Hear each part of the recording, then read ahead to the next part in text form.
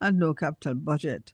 The track at the National Stadium is a disgrace, and Jamaica's most marketable sporting icon is being dissed because he's asking for $2 billion, which went missing in a government regulated institution in which the Prime Minister and many government agencies invested. So, join us now to talk about this madness is Colin Bell, the opposition shadow spokesperson um, on the creative and cultural industries. Good morning, Colin. Welcome. Hey, Doc, morning. How you doing? Raleigh, Yeah, man. morning. How you doing? Yeah, man. In You the heard the abundance of scenario. water, the fool is thirsty, Yeah, Raleigh. man. Yeah, man. Yes. That has to be the line because So what about this Reggae Month hypocrisy? While Reggae Month is taking place, this is what is taking place in terms of the financing and the marketing of the industry. it's hard to say, Ralston, Mhm. but it's just a facade Yeah, put man. on to say, Yeah, yo, man. reggae, True. we're giving us something. Yeah, man. But here my concern, Raleigh. Mhm. This is affecting the country Of course. Mm-hmm. badly. Yeah, man. And Jamaicans now must realize that we are not doing what we are supposed to do to win. Mm-hmm. So we're losing, Yeah, man. right? Now, Ralston, every country have to look what it is that they have Mhm. Mm-hmm. that can sustain their people. And this is what we People- have. People can earn a livable wage. Mhm. And that's where I'm going. Mhm. How come we have leaders that are resisting, because we have been taught, but they are resisting looking at this industry, developing the industry, commercialization of the industry is needed. Mhm. This is how we can compete. Mhm. But We give them less than 1% of the budget, and the National Stadium track is a disgrace and the most marketable asset that you have in terms of the cultural industries. they don't know that, Ralston. No, it's obvious.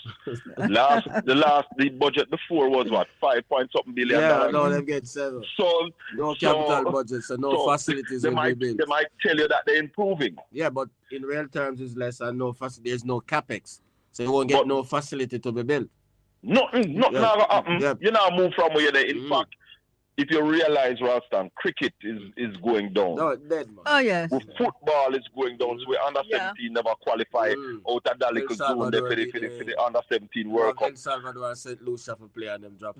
The thing was built up, because the sports aspect of it Mhm. was built by the People's National Party. Mhm. When you look at GC Foster College Stadium and what itself. we did with GC National Foster to Stadium. develop Mhm. our coaches Mhm. and push it in the schools so that we develop our people, that our people can excel, that you can rob $12 million from Usain Bolt and The it's most still not broke. marketable. Yeah. Yeah. What are we asset. talking about? Mm. Because we want to make sure the listeners them understand what we are talking about, really. Mhm. We are talking about the orange economy Mhm. that is administered through the Ministry of Gender and Culture and Sports Yeah. and all of these amount of things. I'm getting less than 1% Yes. of the budget, $7 billion. And why we're crying about the $7 billion? Because right now, if Jamaica can spend $40 billion within 3 years in this industry, Mhm. we can start earning $30 billion annually Mhm. Mm-hmm. out of this industry. Mhm. Mm-hmm. So we have to make people understand why we are criticizing this, Mhm. why we are saying this is a joke, Mhm. why we are saying that we need to change direction, is that we have an industry that Jamaica is poised to make $30 billion a year Our most from. competitive Yeah. industry. But We have an industry that can rise our people out of poverty. Mhm. The average man on the street is that's why this administration don't want to listen to us and do it. We are going to do it, Ralston. but you know, to be frank about it now, Colin, which industry has put Jamaica on the map? Why is it that everybody in the world knows about Jamaica? And why the theme in the abundance of water, the fool is thirsty. Thirsty. Yeah. That's why we have to use this theme. They're not given a choice, Mhm.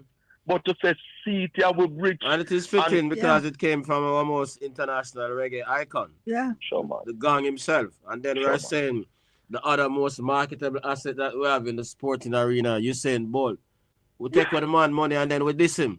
And now paying no mind and our cost because him talk Yeah. about it. Because, after yeah. 2 years. Yeah. After Yeah. 2 He years, never does talk about the nothing. same time, Yeah. It's after 2 years. 2 years He used to gave them the to the opportunity international media. Yeah, gave them the So I mean, opportunity to to do the investigation and come up with the results, and nothing And is you're not happening. coming. You're not coming with anything. Instead of this the man and say him irresponsible. Yeah. Yeah. And government never tell him to go invest in money there. Yeah, The but Prime government Minister did invests tell in that. him. The Prime Minister also invests in that institutions, many The public Rasta, that's why I sector. never said to you that the government of Jamaica said to Yusian boys, you can invest in this company. Right. They did. Yeah. The government agencies have money in the Rasta. Yeah, How much man. money government agencies have in the SSL? NIF, the Prime Minister Who of himself. them have money in the SSL, not just the Prime Minister. Yeah. And a citizen putting money in it and it got missing and the One government. of our most marketable citizens, not just our citizens, one of the most marketable citizens to the industry.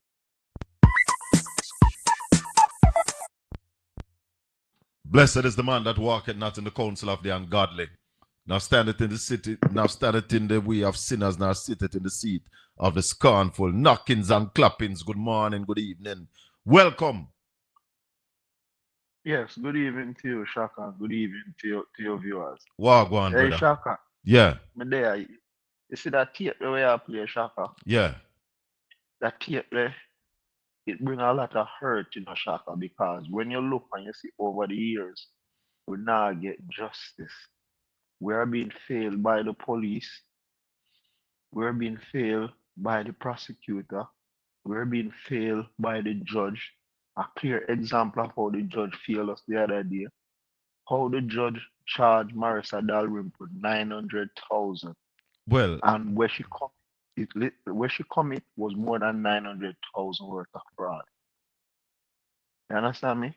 And when you're telling us now that okay, a national icon like Usain Bolt lost his money, and with all the systems that has been put in place by Jamaica.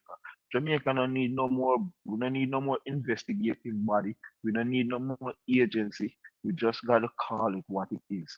A lot of the things that are set up to benefit the people and to hold people accountable, they are compromised in the country. They are compromised. People who are put in positions to lead, they have been compromised. And until the Jamaican people stand up, until we see a judge who hold one of these politicians responsible, sending them to prison, don't give them no suspended sentence until we see their assets being retaken, then we can rejoice, my brother. partner, let me tell you something. You see, there's a lot of layers that are not operating the way they ought to. You see, our police, our investigators, our prosecutors, they also have to be serious. Jamaicans on a whole, this nation have to rise up against corruption, against malfeasance, malpractice. We have to move the bar because we, the masses, we are accepting too much rubbish. And we soon have nothing for hold on pan, brother. The fabric of this country has been destroyed. Now I tell you, and I want to serve warning because this evening is the final evening where I start this program at 8 o'clock. This program I going to move to 5 o'clock. 5 p.m. and it will come on Tuesday and Wednesday. You know the reason for that? We are going to be on 7 international radio stations. 7. Yeah? We're going to be on internet radio. So this program here a move to a higher level, gone international. And it is going to hurt me to be talking about Usain Bolt money on that massive stage. Stage is big already because YouTube is global. Facebook is global. We cannot be operating this way. With standards them gone. With morals them gone. And we have too many leaders who are busy looking after enriching themselves and not serving You understand what I say? Yeah, I understand. So I service understand. is not what is important. Now every man want to enrich themselves.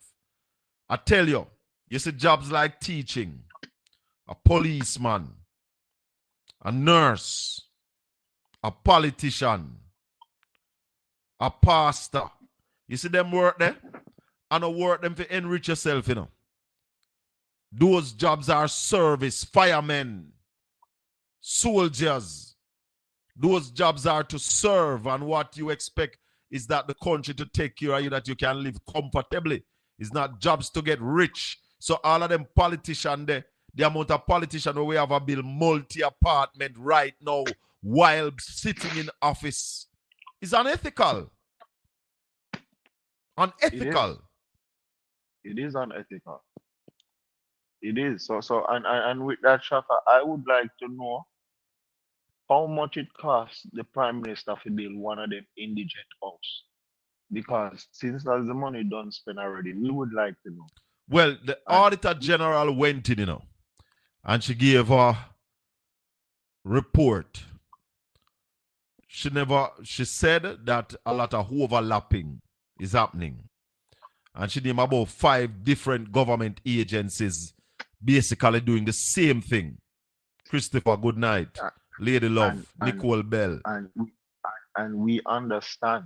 So what we would like to know now, we would like to know how much it costs, and we would like to know who get the contract to build these houses. And we Well, would like to know how those contract processes, if they went through the right channel.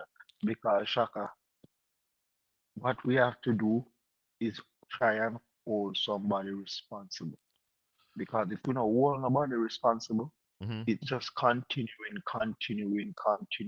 And when you look at the salary that we are paying to our politicians now, Shaka, they're being paid 90% of the politicians are being paid better than private sector work. And you know, say private sector work supposed to be where the money is right now as we're paying them.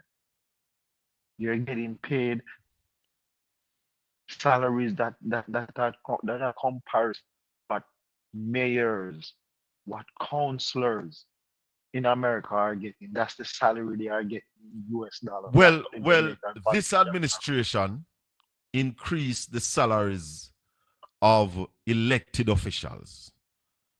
Now, do I agree with the increase? Yes. Do I agree with how it was done? No. The way it was done, it was vulgar. Giving 100% and 200% increase up to 300% at one time. No. Gradually take it to where you think it ought to be. Because, as I said, you know, these jobs are not get-rich jobs. These jobs are jobs where you're going to serve your country, but your country take care of you. So you're supposed to be able to send your children to school, feed your family, deal with your security, deal with your health issues. You're supposed to be comfortable. You're not supposed to have focus on no other job. And that's why I said to people that this prime minister, in my eyes, has torn down all the standards of prime minister. You can't be hustling and juggling while you're a prime minister. Yeah? And that's why this prime minister statutory filing has not been certified.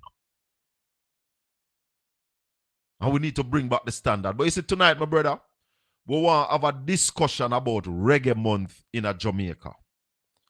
Because we have to start opening the eyes of the people. Reggae Month is a vital season for Jamaica, but it's It not it been utilized the way it are utilized. it, So, it is a vital season. I mean, I don't just say one thing. See, if they want to do something for reggae, mhm, just make the people them go pay them money, a parish council, mhm, register any amount of venue you want to register in our community. But you know, say some people got them drink out. The money move can afford the big venue.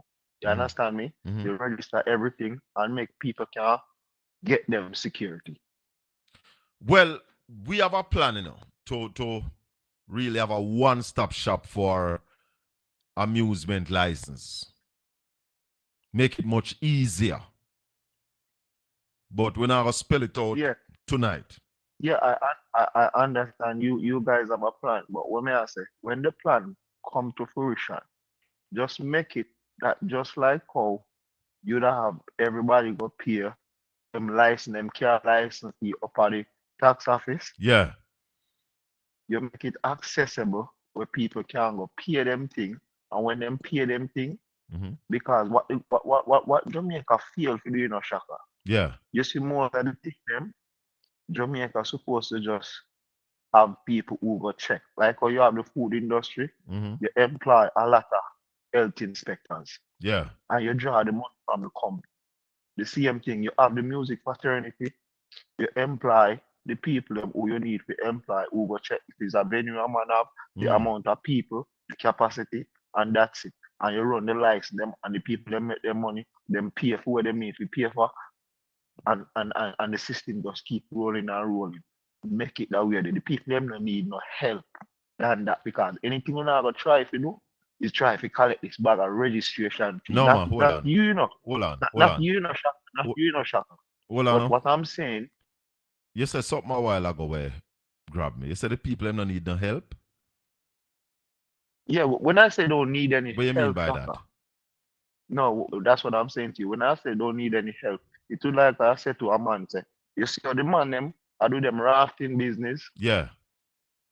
all only help them need is you make sure the place look a certain way. You make sure there's lifeguard on Let duty. me tell you something though. Let me tell you something. Everything has to be regulated. Yeah? No, I'm not Anything that is disputing not regulation. regulated breed anarchy. No, I'm not disputing regulations with you, Shaka. I Mm. agree it should be regulated. But what I'm saying, the government should focus on being inspectors and making people the independent contractors, but they are held to a standard Yeah, man, you to have to function. Just enforce like the laws and keep the regulation, make people stick to the regulation. I, I agree. That's why I said the government should employ a lot of inspectors in these in to oversee these places, Mhm. which the money would come from them. Because you see, You understand me? you can't have rafting on a site where everybody can just come and start raft. No, it can't work. You can't have a beach sites where everybody just come and set up a stall. But Can't work. but it come back to what may I say. The government set up regulatory bodies where if it's a rafting place, you know say only 50 rafters can raft there. So Yeah, exactly. you understand me? And you You maintain know say that. and you maintain that. That's all the government need to do. Now, the government needs to do You much more set than up that, these though, brother.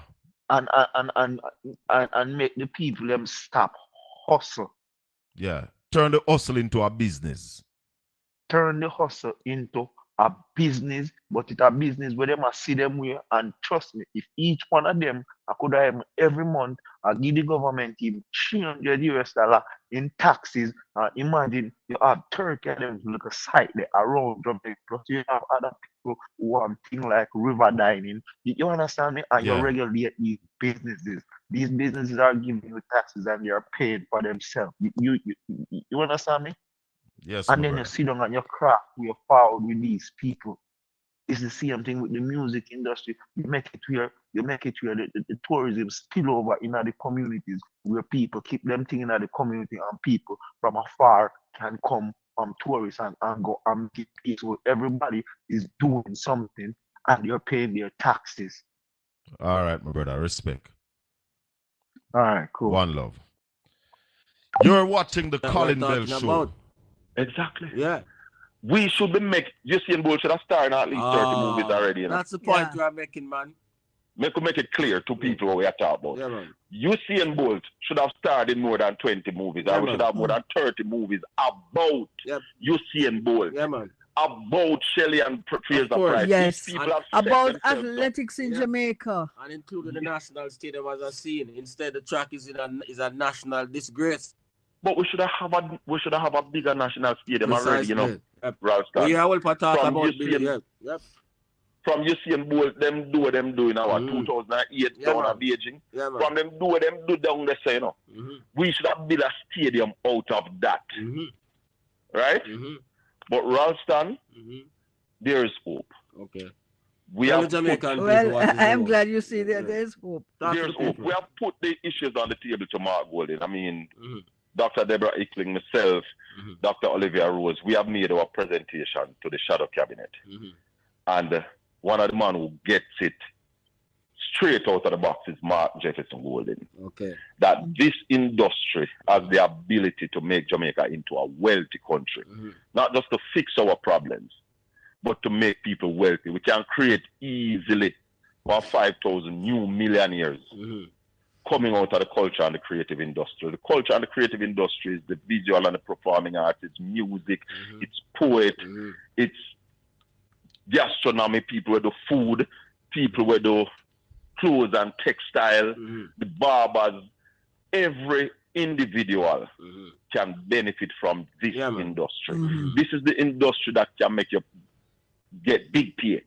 Some man can just work in a this and build a mother house. The things that Jamaicans aspire to do, the youth them want to drive them big beasts. This is the industry where you can work in, and you've seen it. Okay. You see the youth them come up, the craft, the larbas, popcorn, all of them youth they come up who did a long time, Beanie Man, Bounty Killer, they're making money, but they can make much more money. We have not really tapped into the industry for those guys to achieve their true potential. The Bounty and the Beanie Man saga, well, we are waiting for the biopic for that. From all these years, the Bob Marley biopic make 170 million US dollars. I know we even make the money, but it was built here. We need to build out our screen industry, Ralston. Yeah, man. We know how to do it, and we are saying to this government, you should at least start. But 7 billion can't work. We need $40 billion within a 3-year period, with most of it spent in the first 2 years, to build out the culture and the creative industry, commercialize it, and start make money from it. And those people who vex when me say culture is Jamaica's oil underneath it, understand why we have oil and broke. Yeah, man. And we heard culture is what. Yeah, we heard your leader saying on Sunday night in the Prime Minister's constituency that he will not leave any stone unturned to ensure that the SSL investigations are completed. Listen, we shouldn't, Ralston. Yeah, we shouldn't, because we've had FinSac. And one of the things that a lot of people don't want to look at, it is that it was bankers like these that mess up the economy, the banking sector back then. It wasn't the government who messed up the banking sector. It's seeing people like these who are running SSL. SSL was a part of the Eagle, SSL was a part of the Eagle Group that went down with $14 billion for the taxpayers. There you go. Yeah, man. So bad bankers, people who are not operating business in the right way. And then the FSC made a report to the Ministry of Finance. Same last. The Ministry of Finance allowed the thing to run. The Prime Minister take out fee money. Bolt never knows if fee money gone down the train. Yeah, you understand what I'm saying? So the government have a role to play. So that's why Party Leader Mark Golden had to talk about this and had to show people that, listen, when we come in power, we have to find this money. Because I heard both lawyers say it. How many assets we hear that have been frozen from people from SSL? If you manage SSL or you own it and you not thief 1 cent out of Bolt money, you're still responsible for Bolt money. Yeah, man, because you manage so all your Thank you. That was the discussion we had this morning with the teacher, Ralston Iman, and Dr. Andrea Sutherland. We were on Power 106, and we're talking about Reggae Month. We're going to be joined by Ricky Chin, and we're trying to get Dennis Howard, Dr. Dennis Howard, on the conversation. But Ricky Chin will join us shortly, and we're going to talk to him about Reggae Month. Then we talk to Dr. Howard about Reggae Month and what is really happening, what is Reggae Month now, and what it is that we would want to see Reggae Month. Had a discussion with Kabu of IRI FM on Sunday morning, and we spent some time, really went there to talk about Reggae Month and the culture and the creative industry, but we spent a lot of the time talking about the Blue Lagoon, an issue which I stayed away from, Yeah, man. Christopher, morning, evening. Well, Colin. Wagwan, brother. Well, there. How are you doing? You know, some of the good, me not complain. Me not complain, you know. Well, you know, we not complain. We just do. We are doers. Yes. And as me We say, find solution to problems. That's what we do. and as me say, we're moving the time for the program as of next week to 5 o'clock, 5 to 7, drive time. And we're going to be on Caribbean Yes. Radio, HD, and a number of other radio stations over there in the US. Yeah, I heard you announce that. So yeah, definitely looking forward to that. But what I wanted to, before your guests come on, just say a few things. Yeah, man. The thing with the stadium, Colin, why do we do these things? We are known throughout the world for track and field. We should be investing in where people come in here to train and all of this thing. We should have world-class facilities that attract people from the United States to come here and build on what we have established. Right. These are called low-hanging fruits in any business. Mm-hmm. Why do we do these things to ourselves? Well, self-inflicted let me tell foolishness. Let me tell you what is happening. You see, leaders are born. You see, people have a responsibility to choose good leaders. You see, if the people slack off and choose bad leaders, we get bad decisions, bad economy, bad societies. You understand? Because decisions have to be made, big, bold decisions. You have to identify your strengths, know your weaknesses, know where and how you can really make the kind of money to resource your country. Jamaica, we are a talented set of people. Very talented. In fact, we are amongst the best in the world. If you name a top 5 in the culture and the creative industry, Jamaica must be in that top 5. Our culture is craved around the world. But what do? I agree with everything you said, Colin, because even a world-class music museum, we don't have it. We should have a world-class reggae music museum already. We taught these things to death. So Chris. Let me just say this, Colin. When the Prime Minister or Bob's the Grange go to the National Stadium, they're not ashamed. No, they're not ashamed because they don't have a vision for what it should be, so they are accepting what is. They are accepting that the what is. That stadium is as old as me. Because I'm 60 years old. I think it was built in the 60s, right? Yeah, right around post-independence. People are saying that, oh, we're going to make back that kind of money and why you need to spend that kind of money. And that's where our problem is. If you build a thing so you can use it to earn money, as I say, to bring people from overseas, track and field is one of our main thing we're known for throughout the world. And this is going back from the 40s, by the way, not just with Boot. It can go back Herb McKenna and pass him to the 1940s. So we have an established legacy that we can build on. But just out of pride, you're bringing people here from the United States. You know, shame. When you come on them see the old rickety place, it looks so, it need to be, you know, you have all of these corporate entities, like in the United States, why them no lease it to them and make them spend money and rebuild it and rebrand it if them want name, in them name Grace Kennedy or whatever. But Chris, like them love to follow everything in the United States. Why don't they follow something like that? Chris, they're not following nothing of the United States when you look at the culture and the creative industry, because that's what sports is a part of, the culture and the creative industry. You know? Sports, music, film, screen, education, exactly. Food, fashion. That's all a part of the culture and the creative industry. Jamaica, my brother, right. If we build a proper stadium, look at Cartel. Cartel alone, yeah? Theme show, bringing some brethren.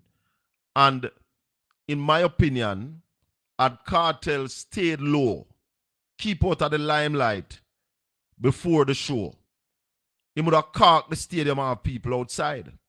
But just imagine a reggae month, February, winter, tourist season, where you have 4 signature weekends.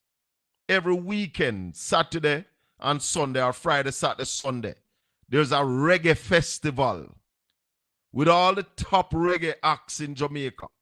You don't think we could have full many stadium, people coming from all over the world, streaming it live to the world? What kind of Listen, we have done money? it. Buju Banton full the stadium, Cartel full the stadium. We have done these. How can you, Colin, Chris?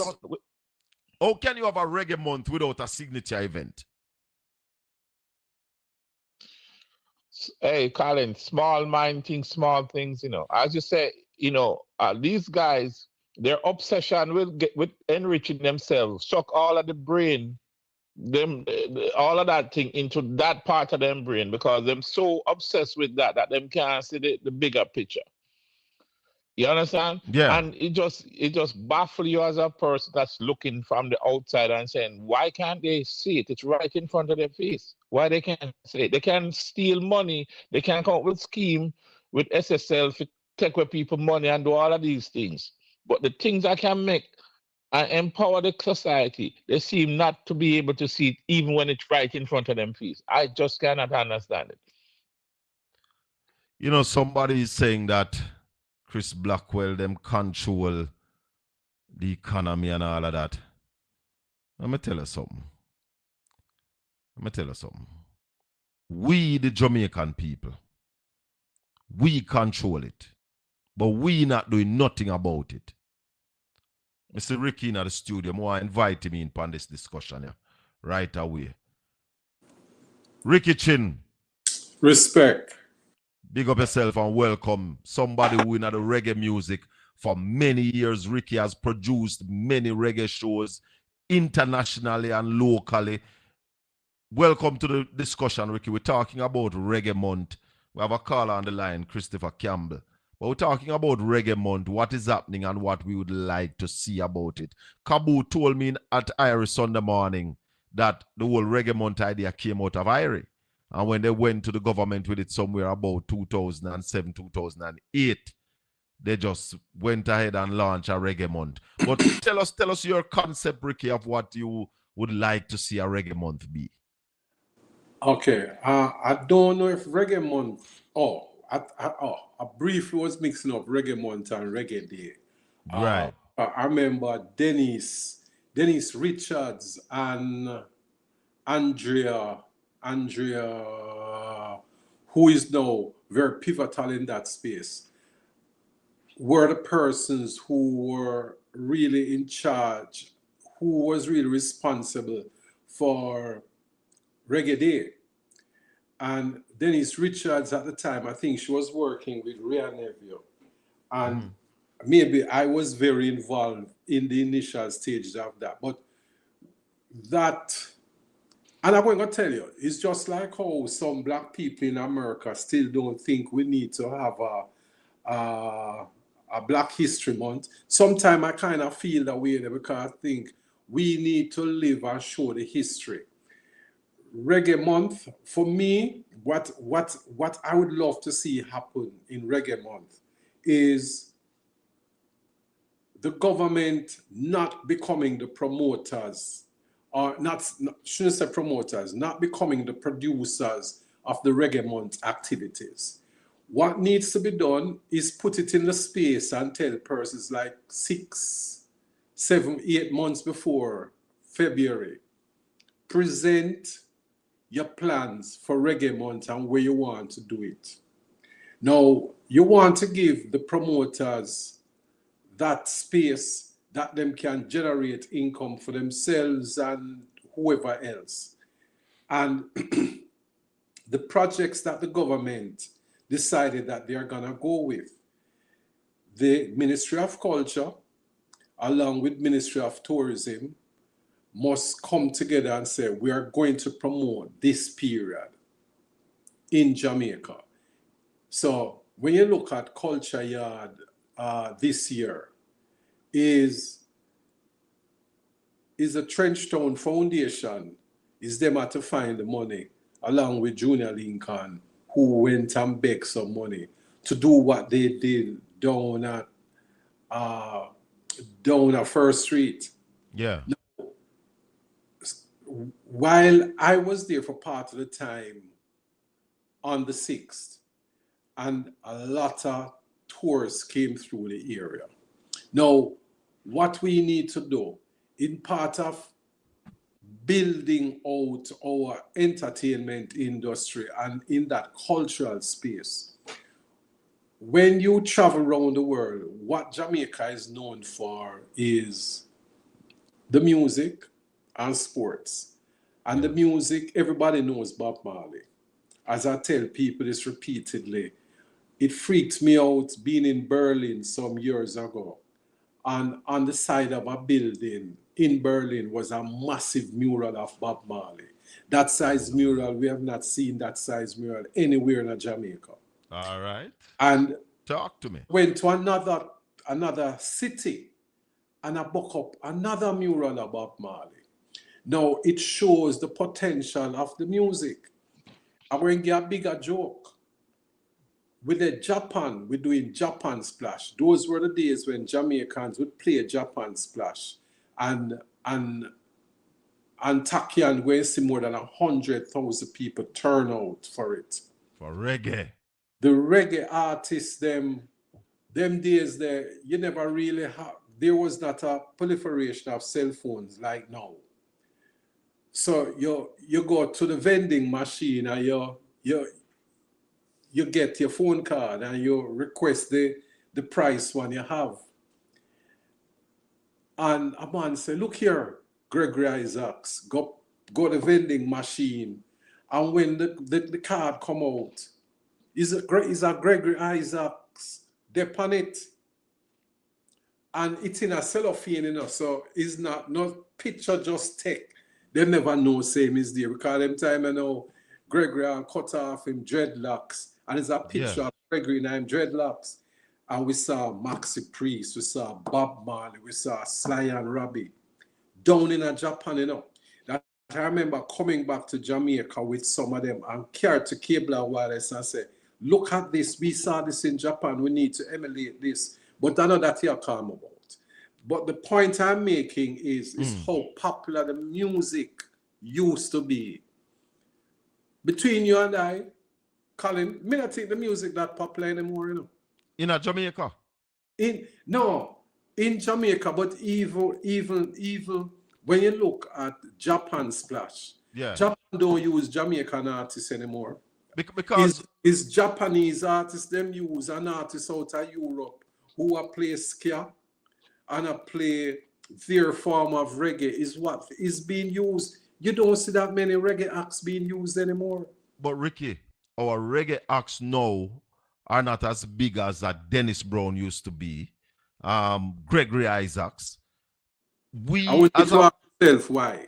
We as a people have not pushed the music. But I just want to respond to a message on the screen. Basil Israel is saying manufacturing is 14 trillion. Sports and entertainment, we participate is less than 5 billion. You're joking, Basil Israel. You don't know. The culture and the creative industry is valued at $3.4 trillion. And we as a country, we can't compete in manufacturing. Remember that. No, but them need to understand. That is true. Culture. We cannot. Culture encompasses entertainment. If you want to put sports in it, it is one of the biggest. It is among the top 3 biggest industries in the world. Right and now. It is there to show that. And it has been that way for a little while because I remember the early days of Jam Pro when we start talking to Jam Pro, of coming to the assistance of the music. And at that time, we only 2 calendar events we had at that time when these discussions was taking place with Jackie Neath at Jam Pro. It was only Sunsplash and Sting were the calendar events, you know. Right. Because but Ricky, Dancehall Live stopped becoming a calendar event. So how could you have a reggae month without a signature reggae event? Come again? How could you have a reggae month without a signature event, a So major event in Reggae Month. I'm going to go back to where I started. I don't want to see a Bob Marley celebration taking place at Emancipation Park, which is being produced by JCDC and the Ministry of Culture. That cannot be. I want to see it go back to where it used to be before they got involved, when it was the people of Trenchtown who did it. And you're the joke about it. When it was done in Trenchtown, you know, if you call Junior Link and he has the numbers to give you, the sort of benefits that was derived by Trenchtown, every corner shop did business. Yeah. They brought them stalls and them set up because they were not charged to vend on the location. We used to do that over Boys Town. So the vendors come and set up. So everybody made money. You are bringing investment into a community. This is the macro. This is the micro of what we speak about when we say Jamaica need investment. The communities need investments too. And what we have done is taking away that. So what I would love to see, the Ministry of Culture, along with the Tourist Board, come out and say, we want persons to bring their proposals for their plan for Reggae Month. And we look at it. A calendar is created of what will take place over the 4 weeks or the 28 days. A calendar is developed that is marketed. So it's not though Colin internationally. It's not Colin Bell thing in a Portland that will be marketed now. You know. It's all the things that is happening through the period is now gonna be marketed by Jamaica Tourist Board. Right. So persons can now plan, so we want to come to Jamaica at this period because we come to Jamaica. There is such a thing happening in St. Anne. This is happening in Portland. Yeah. This is happening in Kingston. So you can pick the time to come in. Yeah, that is where I think we need to go. Instead of, I don't want to see JTB now decide, say, Reggae Month, so Colin Bella do something, so we are going to deal with theme thing. But them not going to deal with X thing. No. As long as it gets the endorsement of the ministry and the JTB, it is there. They will get them little money. They should become the lead sponsors for it. Mm-hmm. They make sure we get the PSOJ, the Chamber of Commerce, understand what is the benefit that the country is gonna derive from these activities for this month, and them come up to and them support it, and make we have a month-long celebration of the most potent music, the music that liberates Southern Africa, and speak about this relentlessly. I constantly talk about it. So our music liberates South Africa, you know, Southern Africa, not just South Africa. Take it on. All are down there, so. Hence, when... Hey, Colin, can I interject? Yeah, man. Hold on, Ricky, I'm bringing the call up on the line. Go ahead, Chris. So Colin, I always hear you talk about K-pop. K-pop was primarily engineered by the South Korean government to project their culture. Yes. Right? K-pop don't have any value outside. It's not serious music like reggae music or anything, but the government got behind it. And now K-pop is a huge business in Korea, generating billions of dollars for the country. So I agree with you. Not just Korea. If a K-pop artist is performing in America, it's going ram. It's going sold out. Yes. And maybe they can't play one show at Madison Square Gardens. They may have to run Madison Square Gardens for a week. You know why? Little Korea is 32nd Street, and it runs from 7th Avenue all the way over to Madison Avenue. So Madison Square Gardens is at 7th Avenue between 34th and 32nd. But them are come support it in great numbers. But it's one of the examples I've been saying to people. Look at this. See what the South Korean government did. They developed a music. They never have a music. They developed the K-pop to really push their culture. And now they are out there making billions. But Colin, from we it. must take some hits feet, you know. We must take some hits. And I'm going to tell you why we must take some hits. When IRFM started in the late 80s, everybody was talking, so they never know so much good music produced. Yes. IRFM was playing the best set of music. I remember, because of my closeness at the time to Neville Garrick, I would get a lot of records out of Mango and Island that nobody had. And Kathy Levy come on my house and take with the whole of my CD them. Those were being played on IRFM. And people were surprised at the level of music that was being played. Now, IRFM end up falling at the same trap that the other radio stations them fall into. And I've been saying this repeatedly, that the stations here that plays what we call urban music, we need to govern them a little better. Colin Bell, you can host a program and the music you play is the music you produce. Yeah. So you are rhythm, I have 10 track on it, and that is what play on your radio program. That coming like another style of Piola. The number one radio station at Trinidad, 96.1 WFM, they are using the same software that generate the playlist, like what Urban Station uses in North America, like what Kiss FM use, Hot 97, and all of them urban station. It's a software that generates the playlist, so you can manipulate the playlist. And guess what? At 96.1 WFM in Trinidad, the man them who play on the station, they are all DJs. Them hustle that way, but them not doing it on the station. So when you go, you will hear a repetition of music being played because it's a software that develops it. It's just like when you go in America, you hear it. Now, there's no Spotify and Apple Music, which has their way of doing their things. But guess what?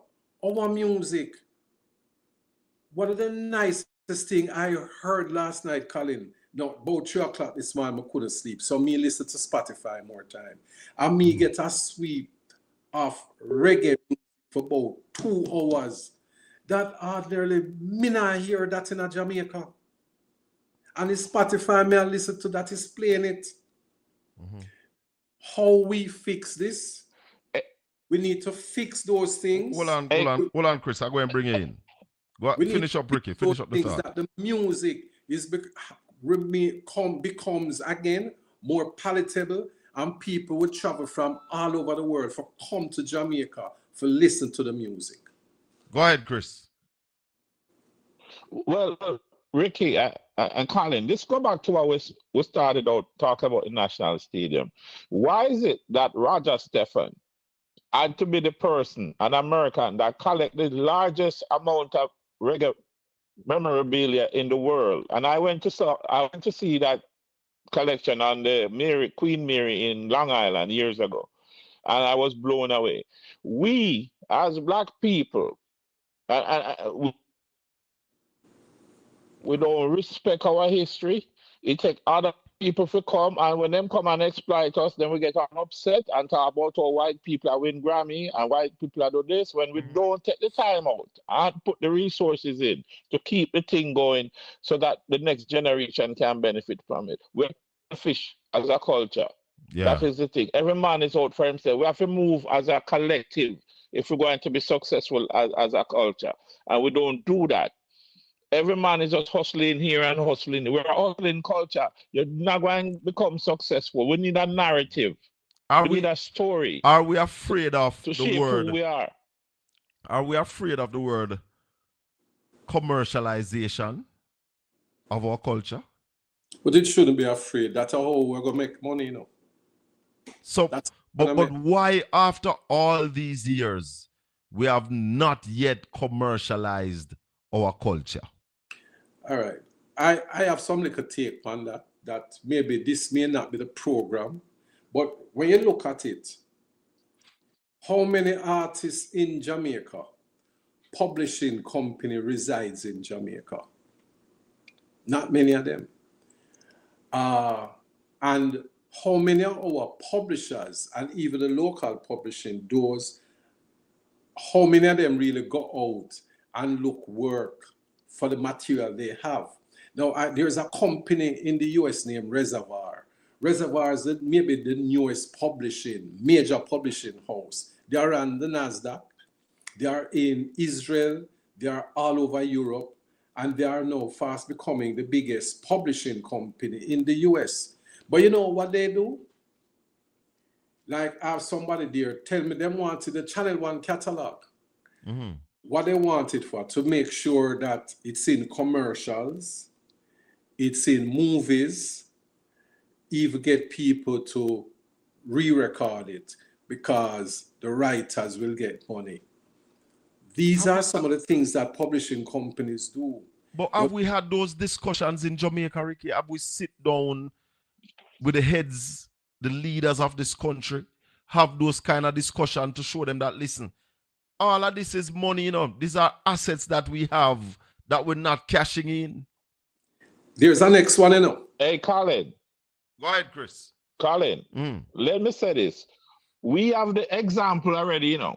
Rita Marley took back Bob Marley's estate, fight them tooth and nail, locally and abroad, and took back her husband's legacy. And look at her kids them. Bob Marley is always on the top 10 of the charts every year. He never leaves the top 10.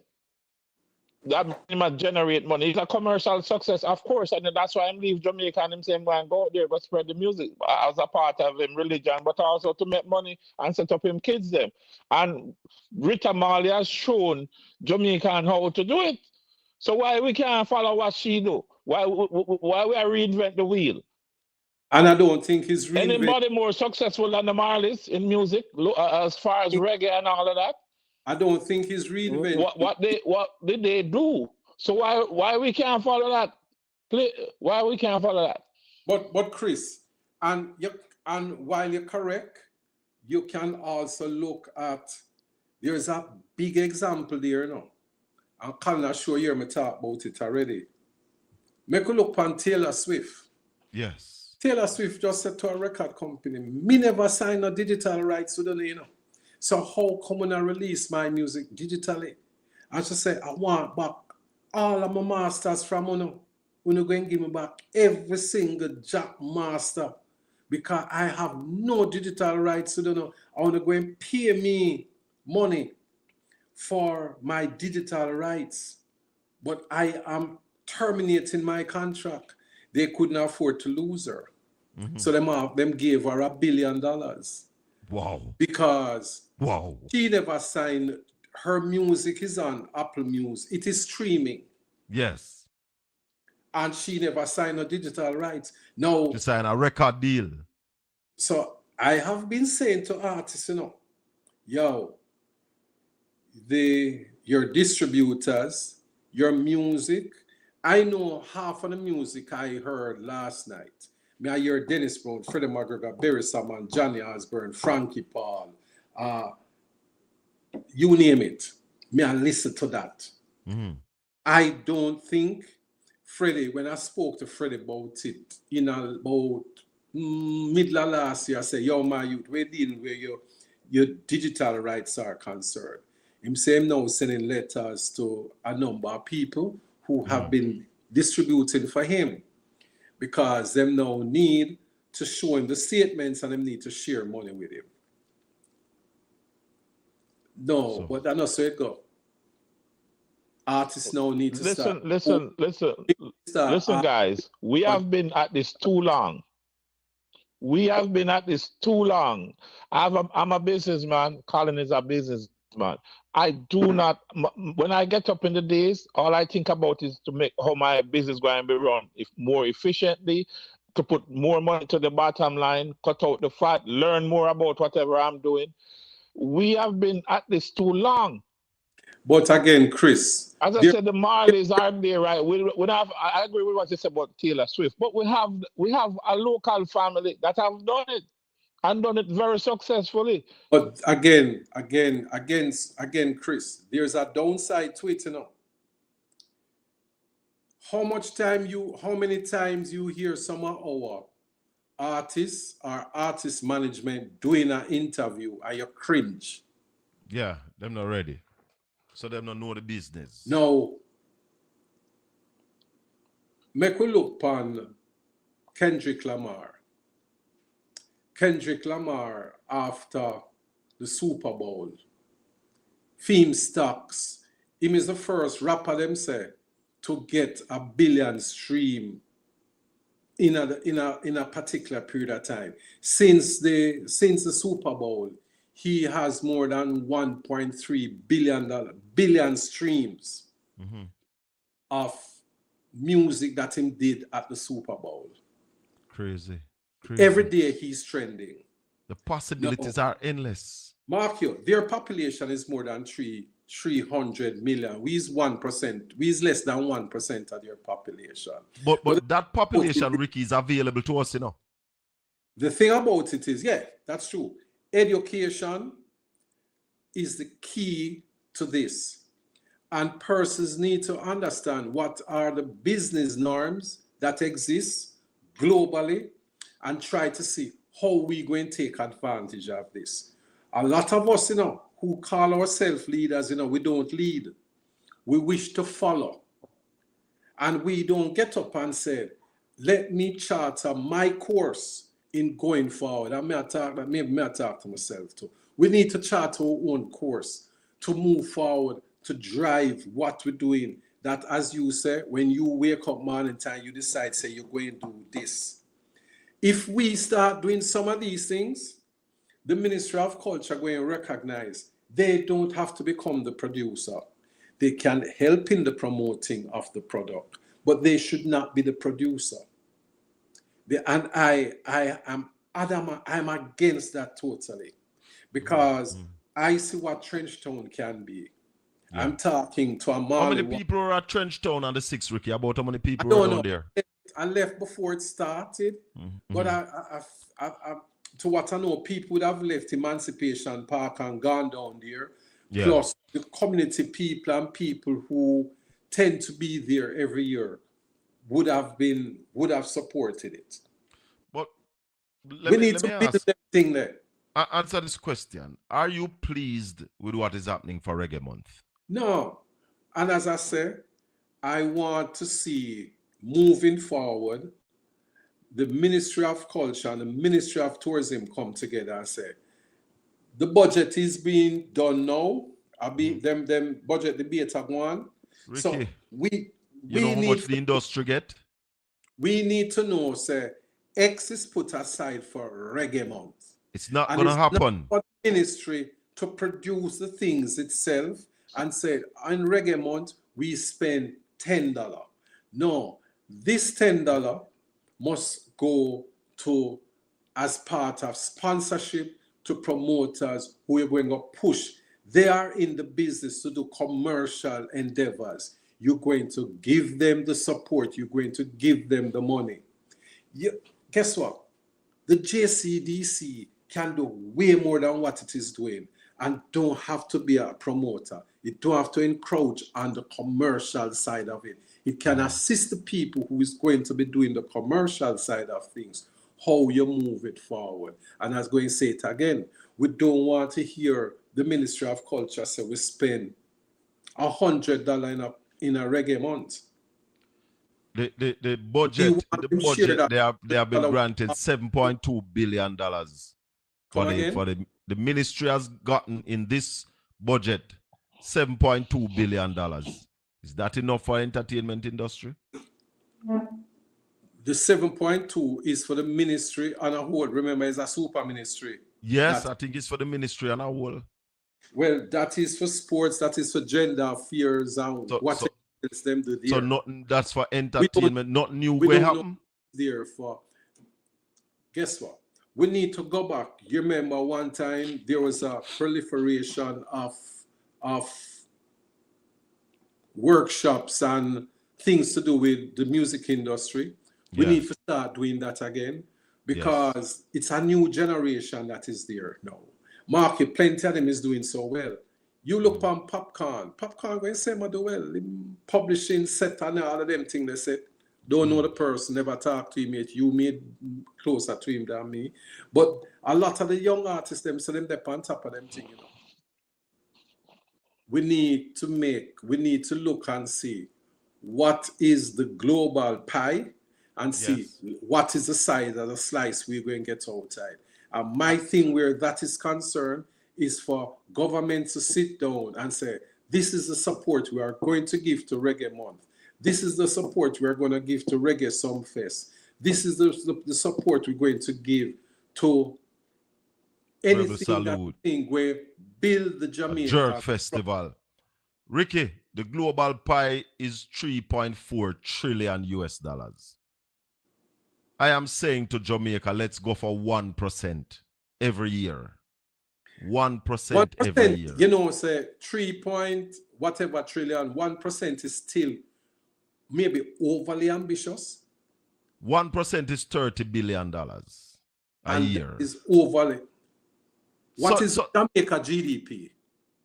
Our GDP now that is what? We're at about 70%. All right. Jamaica now earn 30 billion. Not everything No, combined. no time. I know that. That would be more than the budget. That would be twice. That would be twice the budget that is on the table now. Make us start at point 0.10. Make us start. So you want to go about 10 billion US. But Ricky, look at it. and build from there. But if we do the right things, because 2022, the minister in her budget presentation said that Jamaica, I think it's 2021, 2022, that Jamaica made 2.2 billion US. I doubt it, but that's what she said. Jamaica made 2.2 from what? Billion US from culture and the creative industry. How that was quantified? I don't know how they quantify it, because since then she has not made any kind of report of that sort. We know you're not more. 2022, 2023, nothing. 2023, 2024, nothing. So we don't know if 2025, 2026 she might do something. But since that time we haven't heard anything. But hear this, Ricky. Mexico is making $15 billion a year, you know, from the culture and the creative industry. They are the largest in Latin America and the English-speaking Caribbean and the Caribbean. The second largest country in Latin America, most only Brazil bigger than them. Them have a population of over 100 million people, you know. But watch, Hey, Colin. but watch the talent, Ricky. Colin, that primarily comes from a lot of the soap opera thing that them have in yeah. South America and Latin America. A lot of screen. So that is what we're saying. You can provide, like we don't, UTech and these schools, do they have a division that deal with filmmaking and all of these kind of stuff? Not to the level that we'd want it. Yes, they have something now, but it's not at the level where it ought to be. Because watch this, Nigeria is making $50 billion a year now. Jamaica have the talent, Ricky. I think we can go for that 1% with the talent that we have, the cravings for a Jamaican culture around the world. I mean, we have ready-made stars. We have people can do it. We need to get serious about it. And as I'm going to say, we may need to start having the workshops again for the various aspects of culture where people can partake. Hold on. Something just come to my mind, Ricky. Let me say something to you. The Bob Marley biopic, One Love, made 170 million US dollars across the world at the box office. That works out to be about $27 billion. So that's about nearly 4 times what the ministry is getting this year. Yeah, but that money resides at Paramount. Yeah, because I know we do it. I know we do it. So just imagine if we start to do them. Yeah. And that's why I'm saying we can make that 30 billion. But again, Hey, Ricky, if you look at let's go back. How did they come? When that thing came out? 1972. In the 70s. Okay. And you know that is now become a cult film, right? All over the world. Long time. They come as a cult classic all over the world. How come we don't build on these things? We do it and then we walk away from it. There's a cinema in San Francisco that still shows it every day. You know? You can go there and watch it. All right. So I just look at it. 1972 Jamaican film, The Harder They Come. Gross. This is what? $15,327 worldwide. But that's a long time. That's a long time. The cinema in San Francisco would have grossed more than that. Well, I guess that's a long time. That's from 1972. Chris. But I need to find where it then now. Colin, make we talk business. Yes. Go ahead, Ricky. Let us look then. We'll look on the biopic, One Love. 180 million was made. Now, let us look on, we can do that from Jimmy Cliff. We can do that on Dennis Brown. On Dennis Brown. We can do much of that. We can do a whole heap of that. Marcus Garvey. And Marcus. And I'm sure we can do another biopic on Bob, because when you watch this biopic, there's so much that is not there. And I go and say something here, which maybe if you have, I don't know much people viewing this. I say we need to do something for Michael Manley. Of course. We now need to do these. All right, how we're going to arrive at this position? You need the funding. So government needs to set an entity, not what JAMPRO. No. Not JAMPRO. But maybe Jamaica Development Bank, who at one point had a division that wants to deal with entertainment. It needs to have somebody who is sitting in there who understands entertainment and understands culture and what sort of budget that is spent to make things happen. And find the money. If you have forgot to global funding, forget some of this money, have it there.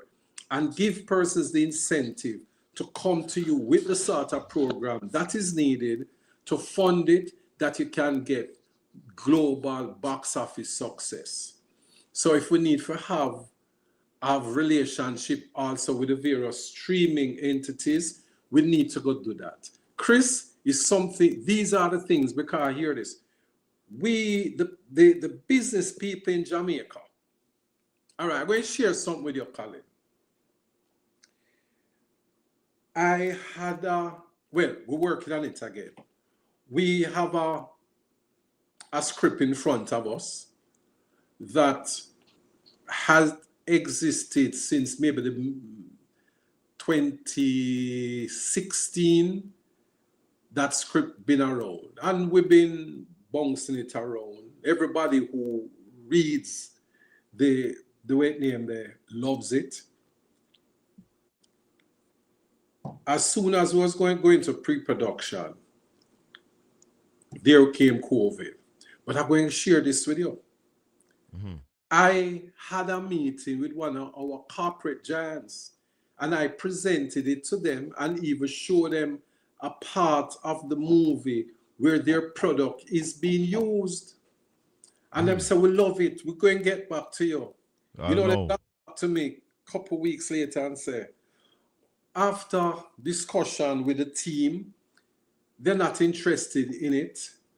And they don't even think it makes sense. This was in an email to me, Yeah. And it don't make sense. You even approach us again about it. And this is an entity that I've done a lot of work for over the years. Ricky. And could have both at one point, so may help build them product.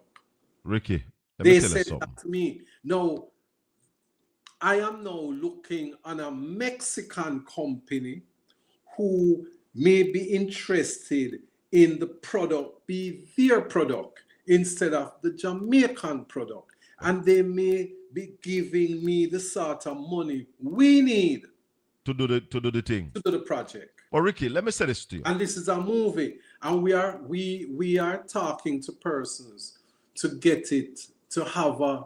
When I was pitching it to some international people, I even said to them, I want it rated G, and them say why? I say, Cool Runnings was a very cool movie, and them say it was rated PG. We say okay. Them say make it rated PG. You will get better results at the box office. I go to an international company for try to get it done. Ricky, let me tell you something. Jamaicans, what I realize, if they can't touch it, they don't understand it. And the problem with the culture and the creative industry is that it lacks the amount of people that understand what to do to really earn the money from it. People come to Jamaica to do the movie for a reason, you know? Yeah? Because Jamaica has the backdrop, Jamaica has the name, has the recognition. The James Bond movie, No Time to Die. You know how much that movie they make gross? 774 million US dollars. More than $750 million. Most of it was done in Portland. Colin, several of the James Bond movie were filmed in Jamaica, not just that one. Not just this one, but I'm just bringing people's attention to the last one that was done here where everybody know about. No Time to Die. 774 million US dollars. Yeah? And there are other ways because I'm sure the earnings from it not stop. Remember, that's a very successful franchise. Yes. Still, you know, but I'm not lost on the point. You have to build your thing, you know. Point. But what needs to be done is we need to sit down, if maybe even if you have to borrow somebody from North America who comes down with you and say, make us set up a movie industry. Help us to set up the movie industry. In the 50s, Norman Manley gave an incentive for movies to be shot in Jamaica. He did not derive the benefits that he thought we would have gotten doing it. People really took advantage of what he was trying to do. So make we revisit that and see how best we can set up an industry, a movie industry here, and what sort of capital injection it needs, real capital injections to get it done. And we start there. So we just have to look at what has worked in other parts of the world. Exactly. And see how our thing will always be a hybrid. Yes. Because we never follow toe to toe nobody else though. We have our own style of doing things, but we need some assistance in getting it to kickstart and jumpstart. And I'm going to say this again, Chris. I've said this repeatedly. Culture and sports can change the fortunes of this country. Argument done. Until politicians, the ministers of finance, the prime ministers, those in particular, understands that, we're going to remain where we are. I'm happy. Well, Colin, to that I'll say the reason why we have the Olympics, back up what you're saying. People, what you think they spend all this money on the Olympics is culture. It's about culture and projecting culture. So you're absolutely right. These huge amount of money that we spend on the World Cup and all of this are all about sports and culture. So you're not saying anything new. You're absolutely right. We need to get it done. We need to stop talking, and we need to get it done. We need to find the right set of people to. JAMPRO must be a facilitator, but we need maybe the Jamaica Development Bank to understand the industry and decided we are going to look the funding. Jamaica government not going to have the money to put there right now. So if we have to go to a road, go look it, we go to a road, go look it. Ricky. And we need to give persons incentives to do the things here. If we're going to come to you, Chris, for funding to be a part of what we're doing, you should be able to get a tax break from that. So you feel encouraged to assist. And we need to give people, because make we look, and say, if you spend $10, how much that $10 going to turn? That is what we need to look at. And all we need to do is look at the global numbers and see how can we take a slice out of that. Ricky, want to thank you for joining us this evening. Chris. All right, Colin. Blessings. I'll go on and keep listening. All Thank right, you, okay. guys. It was my pleasure. And call me anytime, man, because there's enough things about the business we need to. Whole heap of things we need to talk about, Ricky, because it's not going good and it can be better. We can earn more, as you rightfully say. The culture and the creative industry can turn this economy around. And I think we have regressed. Big time. When I used to be involved more, or even when I just got involved.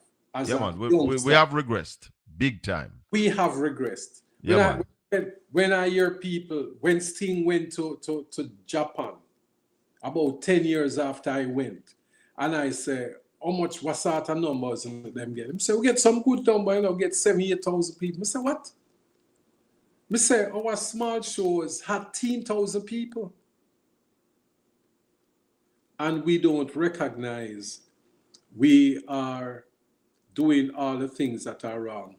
And before I leave, I just want to say one more thing. Yeah. I look Trinidad. We used to carry Ox go Trinidad, 90, my WFM in Trinidad, 96.1. We used to carry Ox sometime once a week or every other week. And at one point, it became too burdensome. And we found it was easier for pay artists, maybe 5 times more money. You get less headache, and you end up with more money at the box office. And when you look upon it, you're earning way more at the box office and less attitude.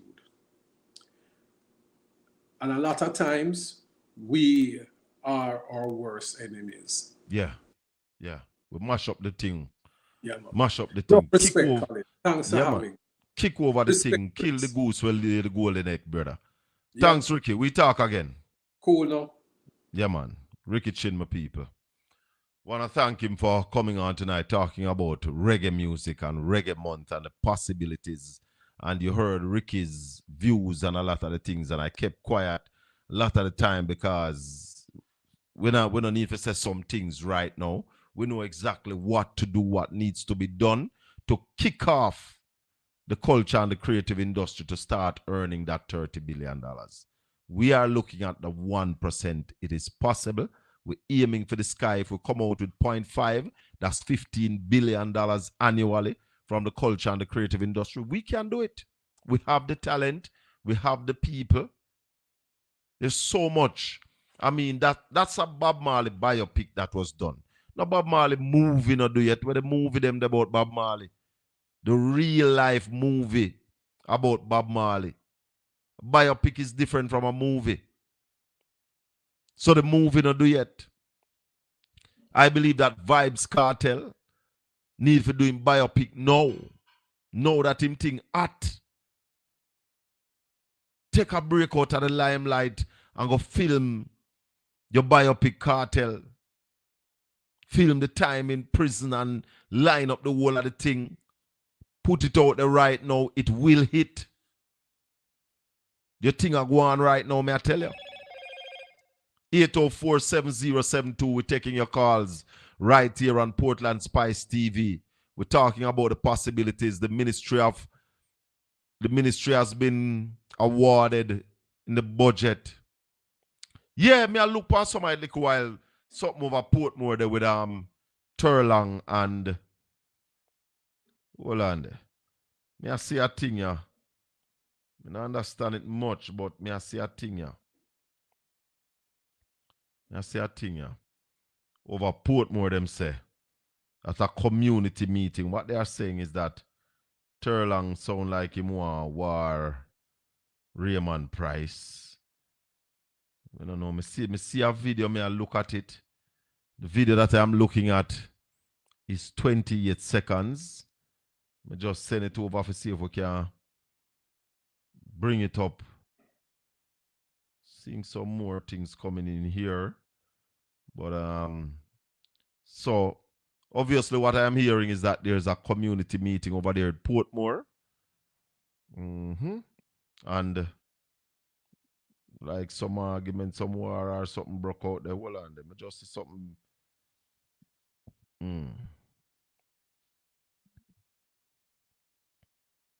Hold on. Seeing some information coming into my phone here. This is the same video.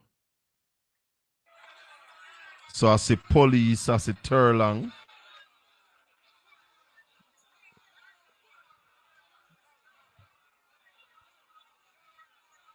Hold on, I'm not. Hold on there. Hold on there, my people. We are following a piece of news here.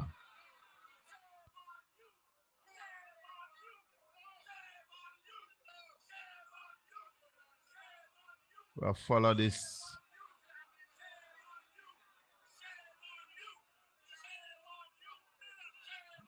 Hold on there. We are follow. Let's see if we can see this. If I can show you this, what I am getting. Let's see if I can show you what I am getting from over Portmore. Yeah. See if we can get it on the screen for now.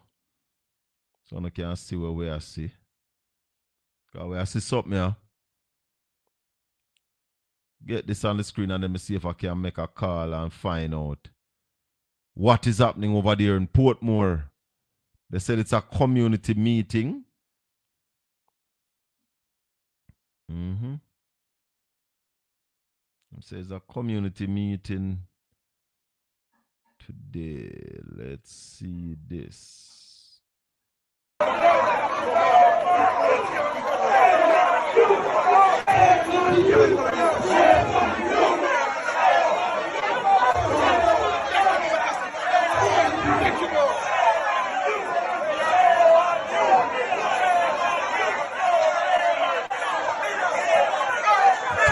I see some more video. This is a longer one. Look.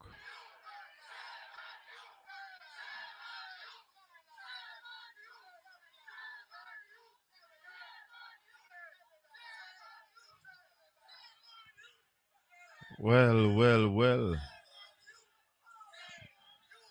I have another video. Let me see if I can get this one across to you as well. So we're looking at some videos from over Portmore. We'll look at some videos from over Portmore, yeah. This one kind of turned crossway. What is happening? There is 3 parts to the video. All right, so let me see what else I have. I have another. I see another one. No, not this yet. I see another one. Close that. There. No, so the other one not come over yet. Send it over. Let's see if I can find it here. So. No. The other one, not said nothing yet. But we don't know what is happening over there in Portmore. Anybody have any information, give me a call, 804-7072. You can update us on what is happening. So this message I say pandemonium. Yeah, pandemonium in Portmore. MP Turlong tried to fight Raymond Price in a community meeting. Yeah.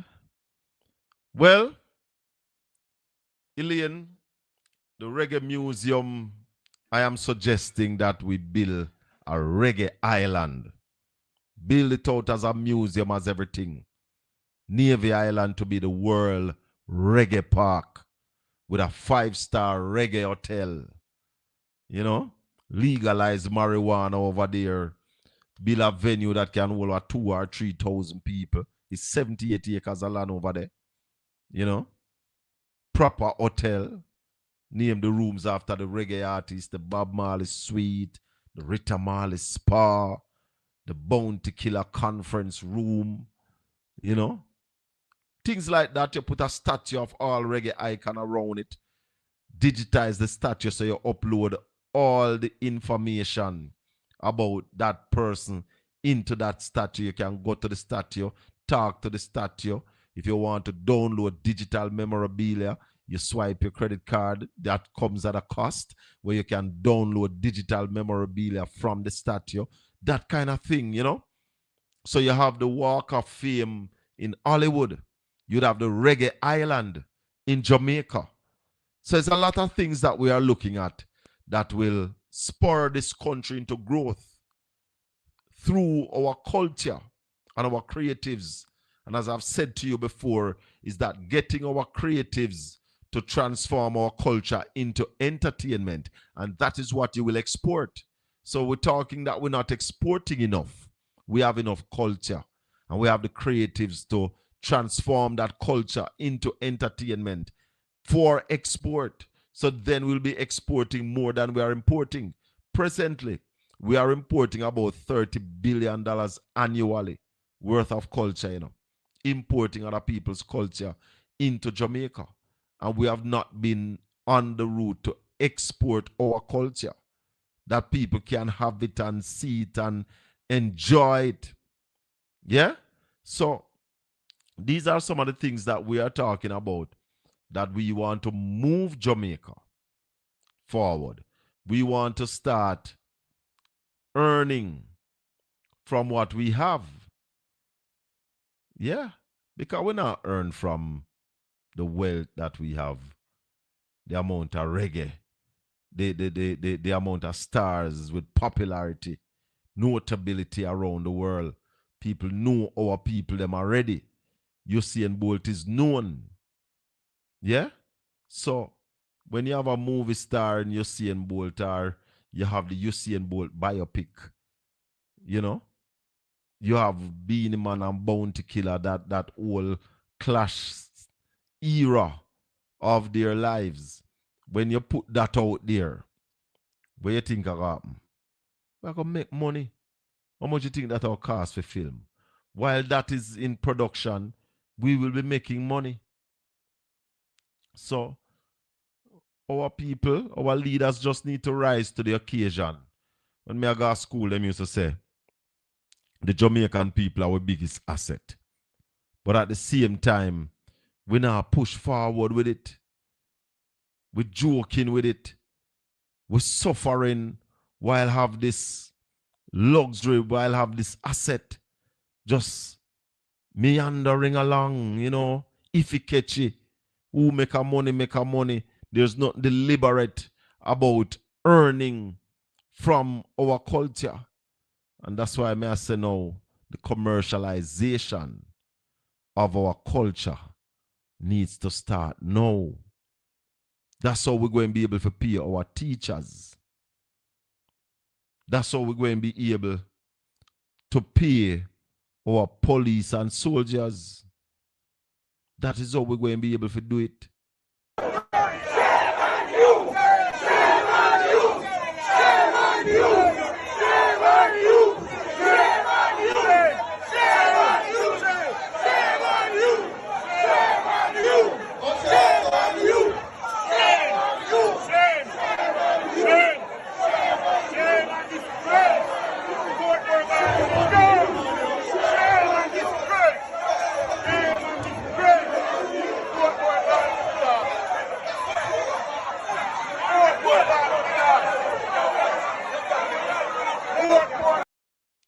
So this looks like a very big meeting to me. Looks like a big meeting. A lot of people were there.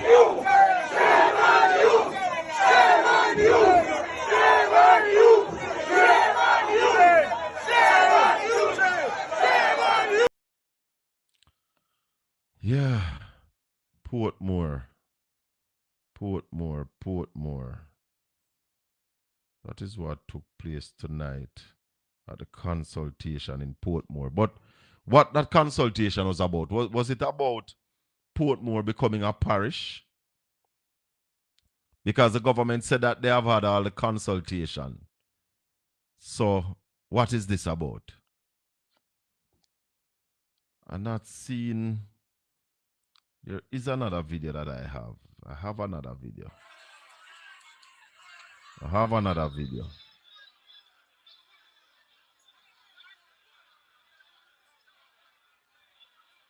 I'm looking at this other video. I'm seeing the police.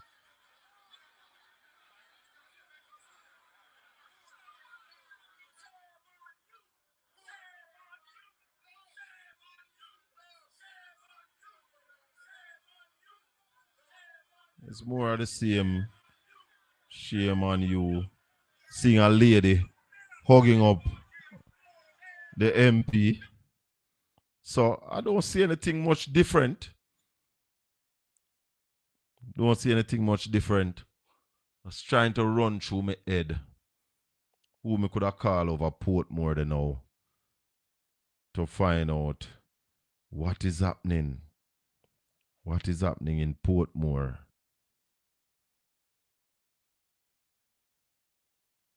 Let's see if we can find out what is happening over there in Portmore tonight.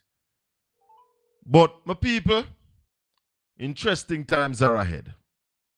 Very, very interesting times are ahead. I try make a call, see if I can find out what are going over Portmore.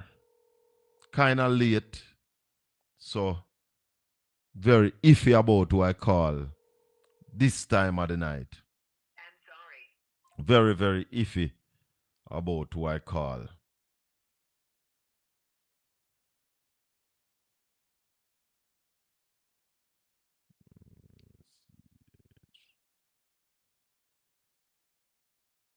Still looking.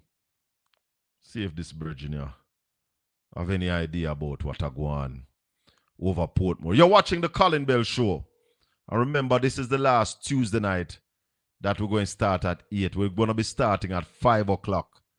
And it's going to be Tuesdays and Wednesdays. Right here.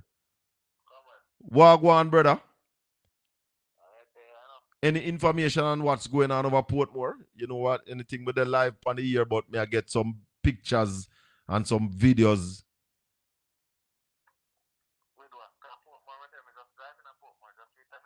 You just reach your gate at Portmore. There was a community meeting.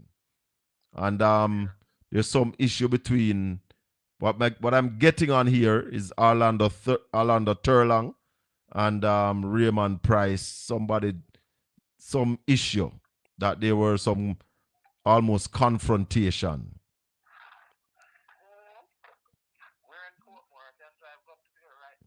Well, I don't know which part of Portmore them have this community meeting. So see if you can find out and link me back. Blessings. So, one of my brethren from over Portmore, the man said just drive up on him gate, but he was not aware of the community meeting. Chris is saying G-Jam named their rooms after reggae artists. Me not even did know that. Believe me, me never know that. But at the reggae park, that's what is going to happen. You know? And in those rooms, you have pictures of the artists, the history of the artists, you know, collection from the artists in the rooms. So you build it out as an attraction, somewhere to come if you really want to feel that reggae vibe. So the island must be built on a reggae vibe, a reggae vibration, constant drumming and, you know, them kind of thing there on the reggae island. trust me, you'd see easily 1 million people coming to Port Antonio annually to go to that island. Because you still could have buy your day pass and go over there, enjoy the facilities, get a reggae show. Because for it to be the Reggae Island, you have to have reggae show go on regular on Navy Island. Yeah, man. Oh, it was at the municipal council. So the meeting mash up now, Andrea. Andrea Burke, the meeting finish now. Colin, good night. It was at the meeting. I left the labor rights them storming in the meeting and mash it up.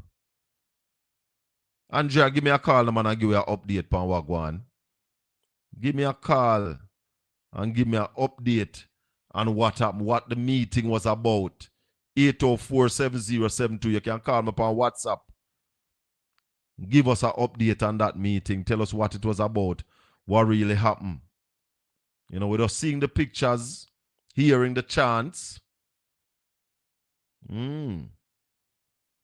Because one thing I know, that as it relates to this bill that was passed for Portmore to become a parish, if Portmore becomes a parish, I can tell you, they would have to keep the present mayor as the mayor. This man was elected in a direct vote by the people, and my information is that he got over 14,000 votes to be the mayor. You cannot move him. I can't tell you that. You cannot move him.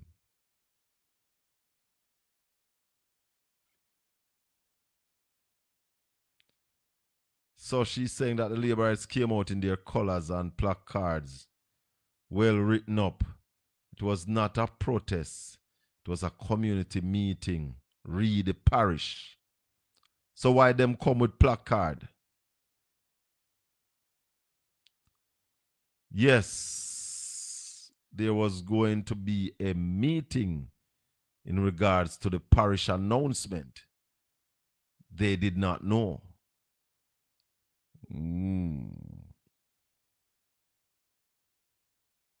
They say, I'll JDF. So hold on. So why, we don't understand. Why the meeting mash up? Why they would have mash up the meeting? Why they would have mash up the meeting? Hold on there, man.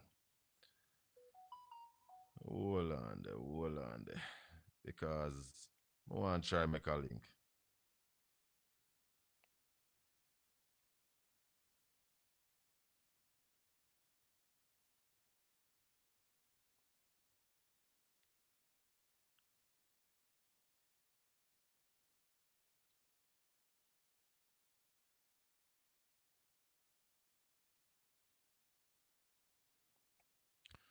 Trying to find I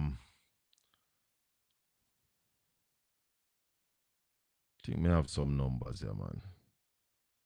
So me I try find some numbers. Because I'd love to get some information straight from inside. Straight from inside. Because Andrea don't want to call me and tell me what go on, so me can ask her some questions. You know?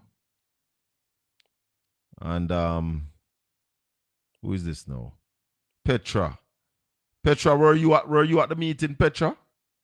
Were you there?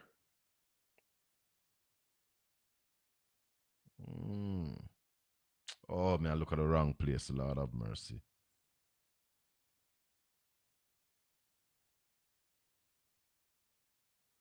All right, let me see if I can find a number for your Raymond Price. Should be able to, you know. Should be able to. See if I can get Comrade Price on the line. I don't want to call Fitz Jackson at this time of the night. I don't know if he was at the meeting. Andrea Fitz Jackson was at the meeting. Maybe I could have linked Fitz, but I don't want to call Fitz and in bed. Let me ring at Raymond. Let me try call Comrade Raymond Price. Well, it's not ringing this, so. So I guess I might have to call him straight. Hold on. Go and call him straight.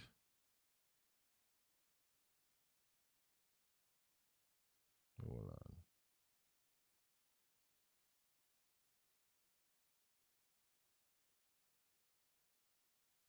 Let me try him straight. The labor right, them politicize it.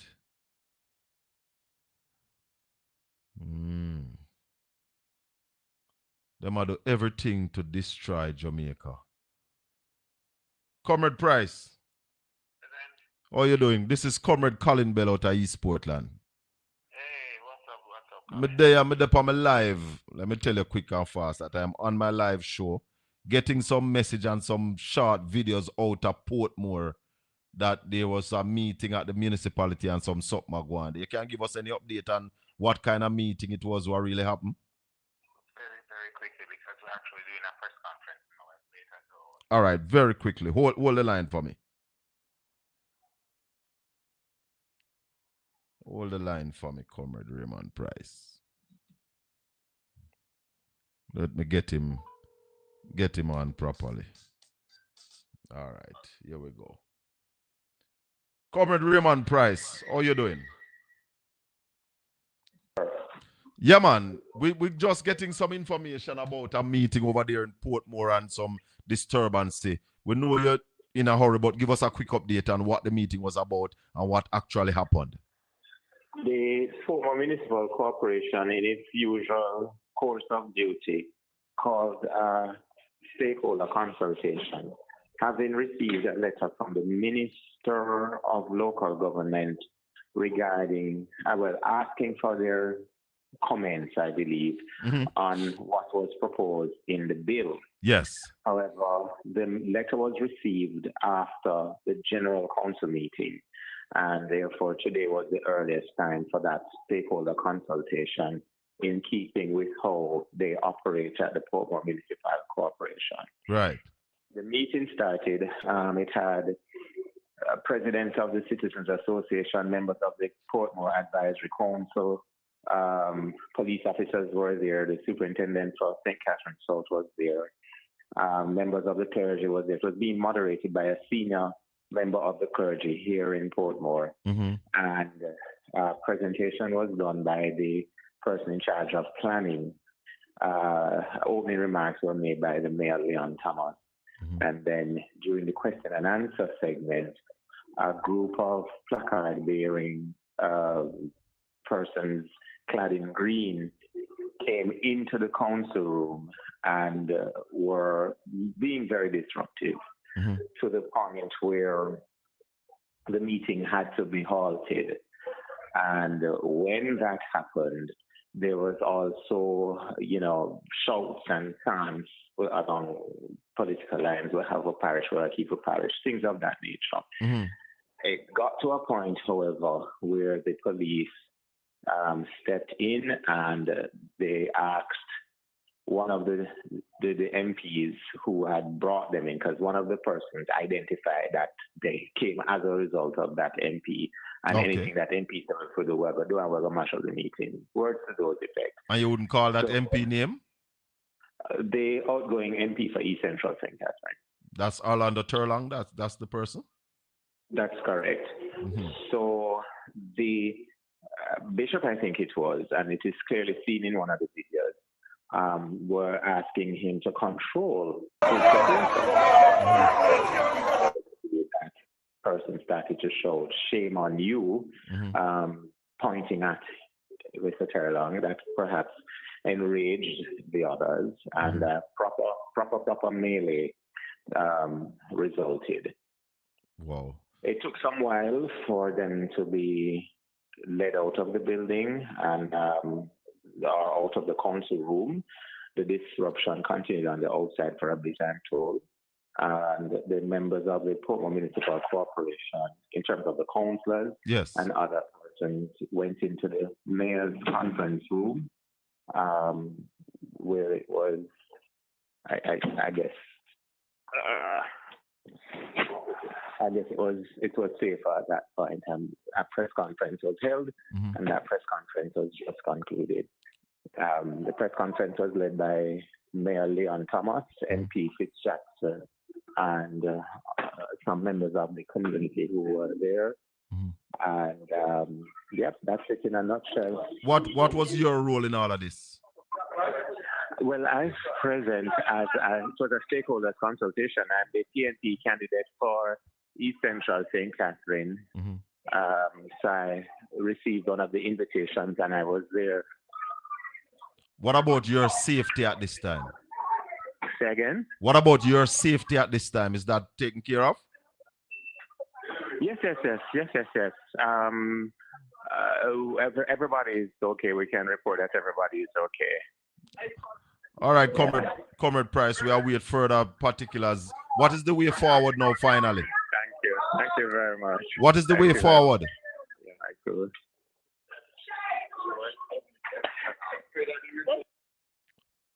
All right, we want to thank Comrade Raymond Price for giving us that update on the meeting over there in Portmore. Ooh, hallelujah. Hallelujah, hallelujah, hallelujah. My people, I don't know what. I got a call last night from a friend of mine. Very good friend, a wise head. A elder, a legend. One of my advisor called me last night and he said to me, Shaka, be careful. Be careful because they want to start a war in Jamaica. They want to start a war. Last night, the man tell me this, Last night, the man tell me this. And I'm saying to my people, be careful. Don't get drawn out like shoes lace. Do not get drawn out like shoes lace. Colin, was a big disgrace in Portmore tonight. Why you want to mash up the meeting? There ought to be consultation. It is the people who ought to say if they want Portmore to be a parish. And I have one request that must be granted before Portmore become a parish. They must have their own parish court.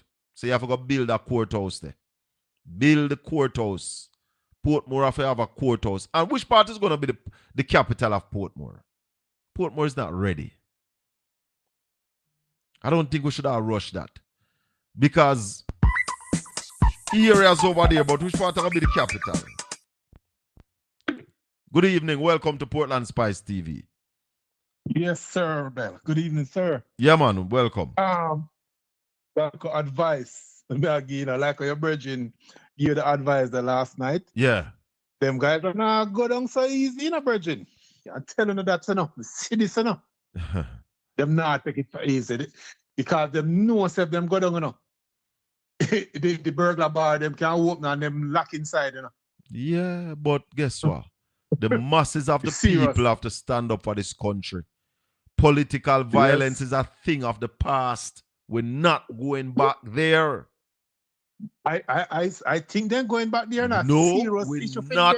We're in the name of Jesus Christ. We're not going back there. Political violence is a thing of the past. We're not going back there. A demo, I'll try and bring you back We're there. going to have a peaceful and safe election. I claim it in the name of Jesus Christ. Yeah, man, some them people are really evil. No? Why would you want to mash up a consultation You should be encouraging more consultation. But guess what, my people? Guess what? Warmington tell we, And that's all I have to say to any labor right. We are going to give me any explanation about Portmore other than what Everard Warmington told us. Everard Warmington go up on the stage and the man said, listen, we get the borders that we wanted. PNP will never be able to win the St. Catherine Parish Council again when we take off Portmore. Them people are dry and callous. The man said, so I don't know what nobody else can tell me, say. And him see him one in a parliament that talk about hypocrisy. Yeah. Hypocrisy. Well, yeah. I am suggesting that the PNP get that voice clip with Everard Warmington and pay for the advertisement, pay for it on radio, put it on radio. Put it on radio, pay for your ad, and make it advertised on radio, on social media, everywhere. Make the people hear the reason why this government want Portmore to be a parish. Everard Warmington told us. So there's nothing that them can tell we know where we are going to say that makes sense. Even Desmond McKenzie try to trick we in the parliament. I tell you about them not change no PD border. Them not change no voting border. Them not change no constituency border. It's a parish them do. When they well know that no constituency can cross over into another parish. Them well know that. Then John man, they're desperate, Brother. Them desperate. Yeah. Them better call election fast, make we take them out of their misery. That's what they need to do. That's the thing, And that's the problem. The problem, enough of them are face serious legalities. You did hear a man say when him think about PNP farming government, him get nervous. You did hear that man there? Them have to. Oh. They have to. Yeah. They have to start that. So them have a lot to lose. So and them desperate. So that's the thing, you have to be very careful. You have to watch on yourself, and step up on the security as well. Them guys are not playing a game. Them not playing a game. That me can say. I'm just a hope and pray for us, yeah. Well, but as I said, guys well serious. The man called me last night and the man tell me, the man said, yo, they want to create a war. They want to start a war and then they going to blame the PNP for the war. Let me say what the man tell me. The man tell me straight last night. Them want to start a war, and when them start the war and people get unalive, they must say the PNP do it. Yeah. My brother. Well, I pray for you. Have a blessed night. Good work you're doing, sir. Good work. Blessed, man. Thank you for watching. Right, keep it locked. All right, man. All right, thank you. That's the aim, to take Portmore for themselves. Labour Right didn't build anything in Portmore. Portmore was built by the PNP. I live in Portmore for 33 years. And them now run me from here.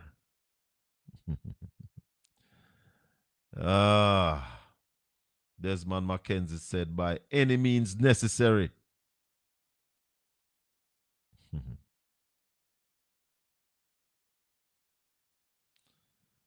Well, tell the PNP voters why Portmore shouldn't be a parish. My brethren, I am not saying Portmore should or should not be a parish. I am saying that should be a decision for the people of Portmore. The people of Portmore should have a say in it. And I hear the GLP talk about the general election of 2020. They said that they had it in their manifesto and the people gave them 2 of the 3 seats. Well, you never do it that time. And there was an election in February and you only get 3 out of 12. Yeah, Richard.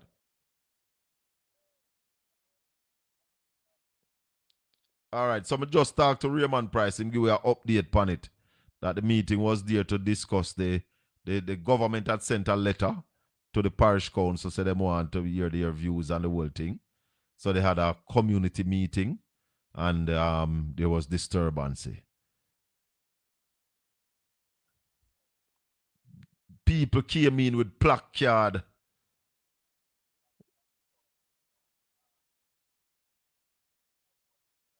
A parish.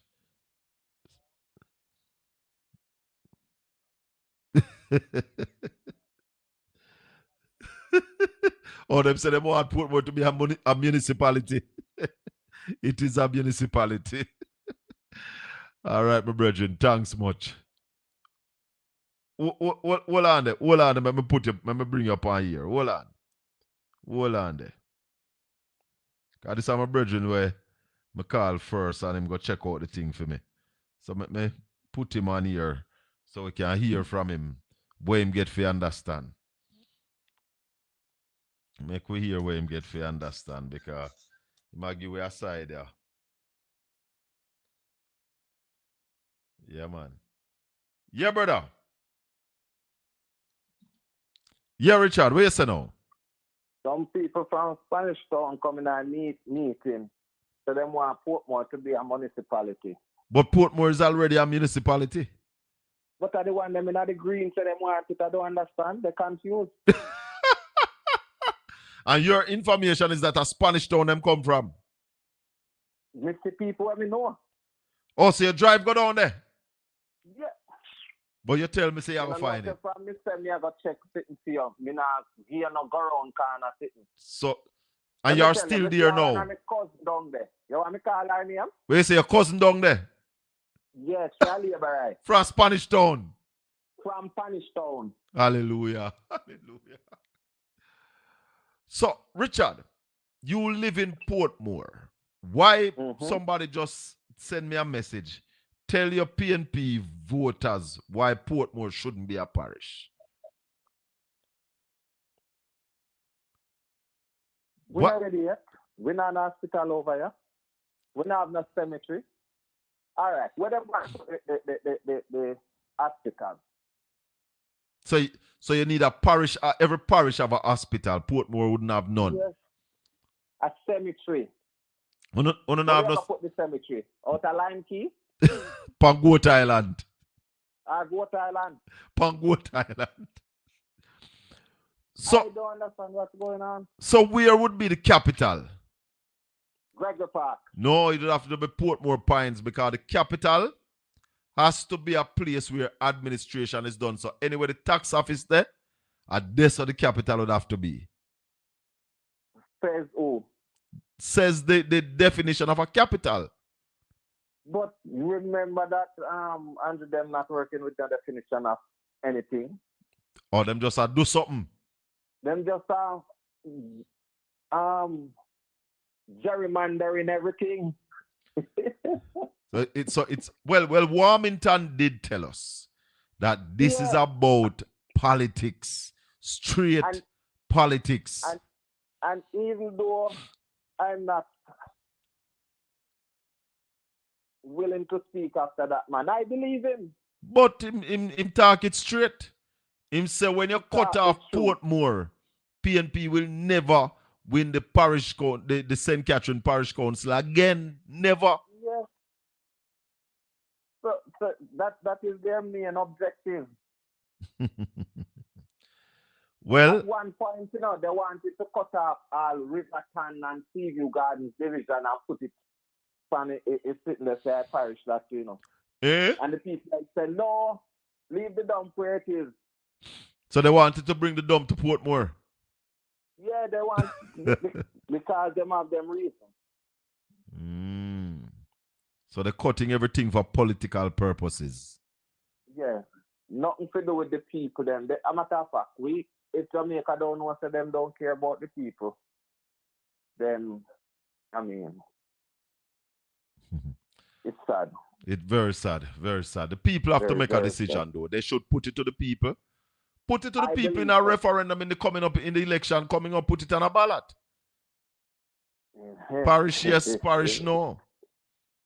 Parish, yes, parish, no. Put it on a ballot. I can tell you this. Based on what happened tonight and the behavior of Teresa and what the other one name? I don't. Robbie. Who? What's your name? That one. Mm-hmm. Based on the behavior of Terry and Rabisha, I can tell you that Portmore has 3 state constituency coming home after the next election. Thank you very much. We talk again, my brother. Bless up yourself. People, just before you go. Yeah. The people that I saw there, or some of the people I saw there from Portmore. Yes. No PMP couldn't get them come out. No JLP couldn't get them come out. Right. The reason why they came out is because they really want to know what is happening. Oh, so they are getting the interest of the people. Mm-hmm.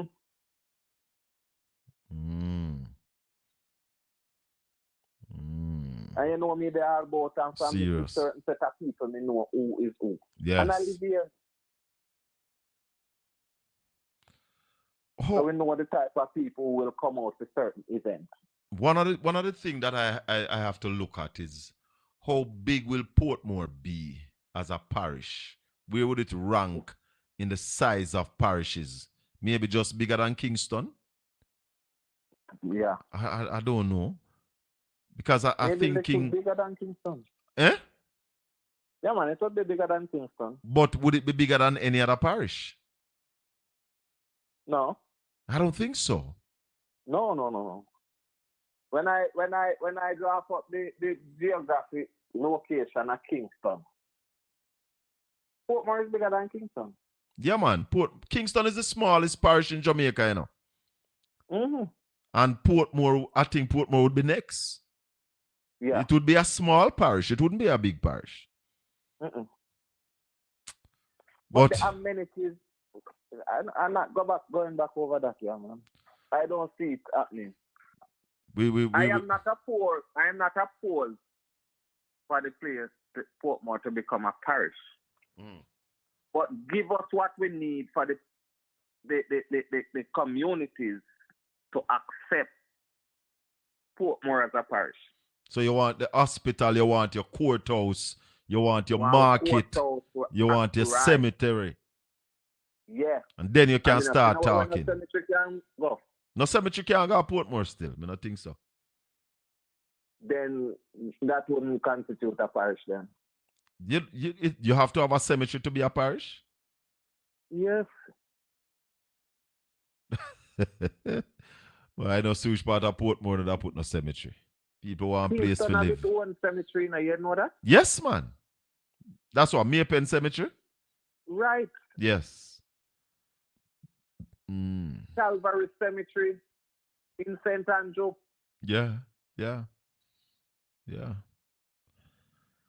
All right, my brother, we'll wrap up the show so we talk again. All right. Thanks for dealing with the issue. Blessings. Yeah, man. No problem. Right. Viewers and listeners, this is the final late show for Tuesday. As of next week, we start at 5 p.m.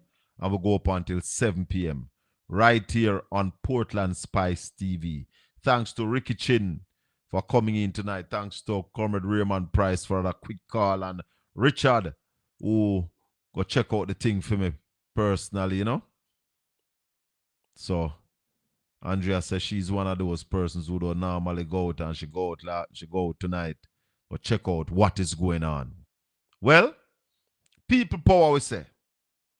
May the good Lord continue to bless and keep you. Make his face shine upon you and be gracious unto you. The Lord lift up his light and give you his peace. Remember, Tuesdays and Wednesdays, 5 p.m.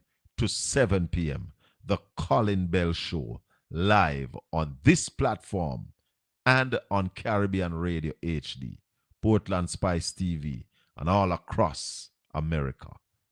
Join us, and remember the #1 talk show on a Saturday morning. Talk to me live right here on Portland Spice TV. If you have not yet subscribed to the channel, please like and subscribe. Thank you very much. Blessings.